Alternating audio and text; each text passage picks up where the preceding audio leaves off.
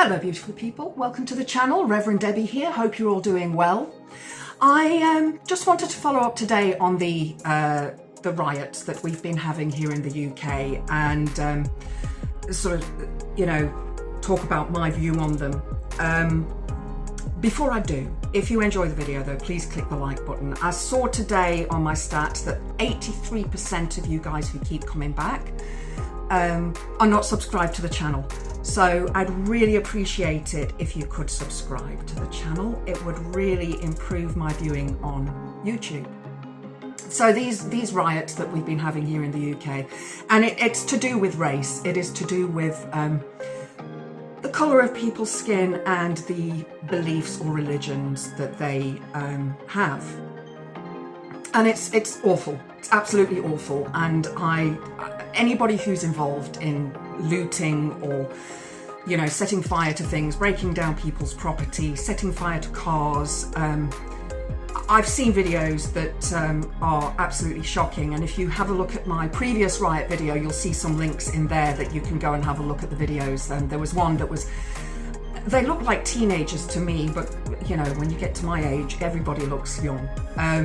So I think that they were walking down a street and just kicking wing mirrors off of cars, jumping onto the windscreens, breaking the windscreen, setting cars on fire and all sorts of things. And it was horrendous. And there was one man, he was black. I can't remember where he was from. It was an African country, I think. But he was a carer and he was on a 12-hour shift when this occurred and they burnt out his car.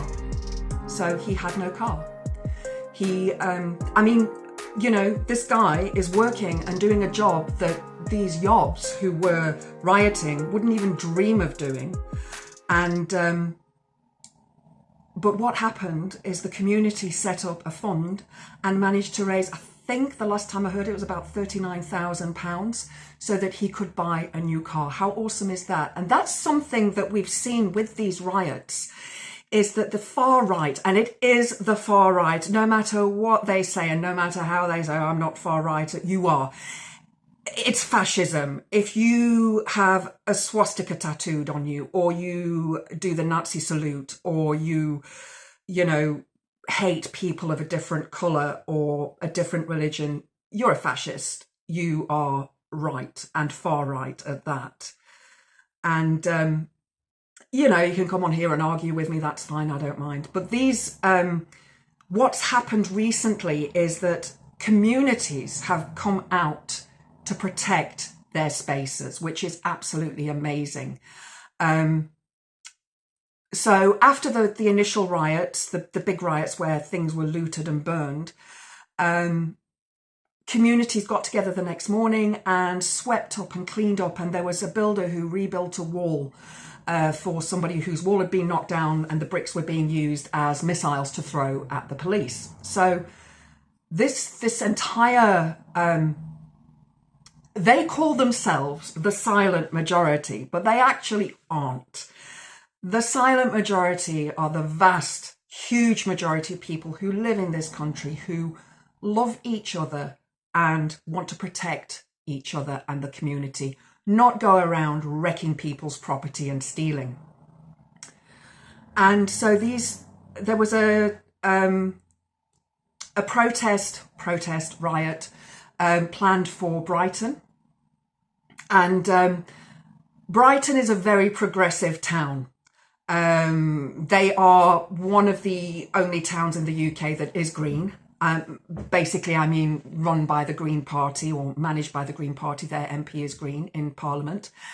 And they came out in force in the street. There were thousands of people who were protecting their town. Now, not protecting in anger or in any sort of throwing things or any violence, but there to stop the far right riots. And it was really funny.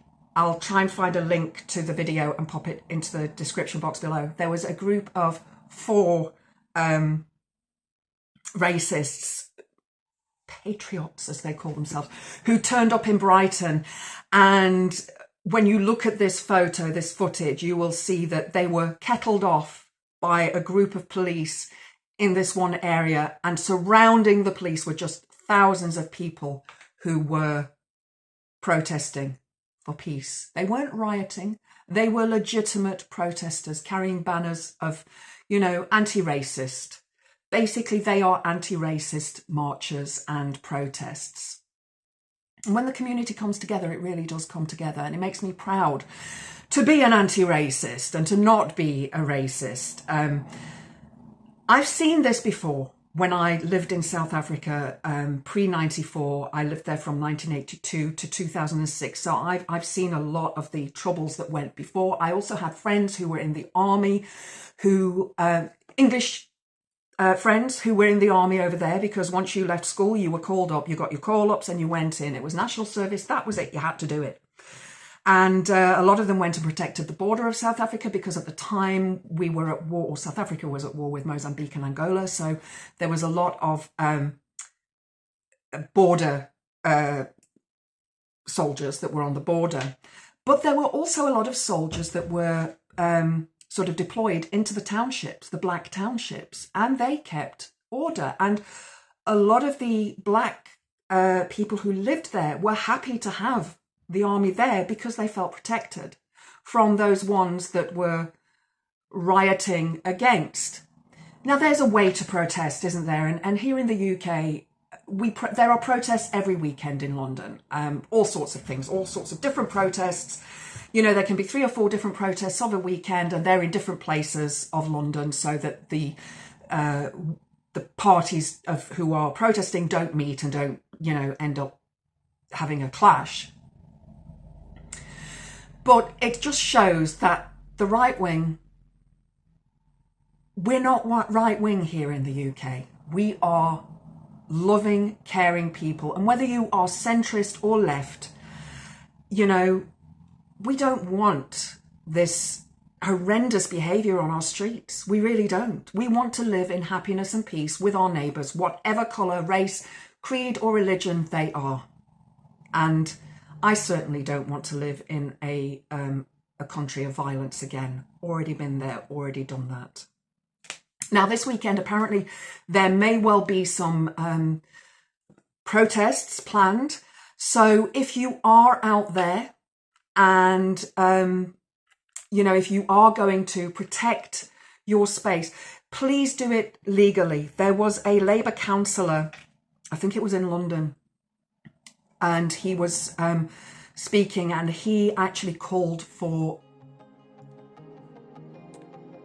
you know, ending of life of the rioters, and that's just not on. You can't fix violence with violence. It doesn't work. We know this.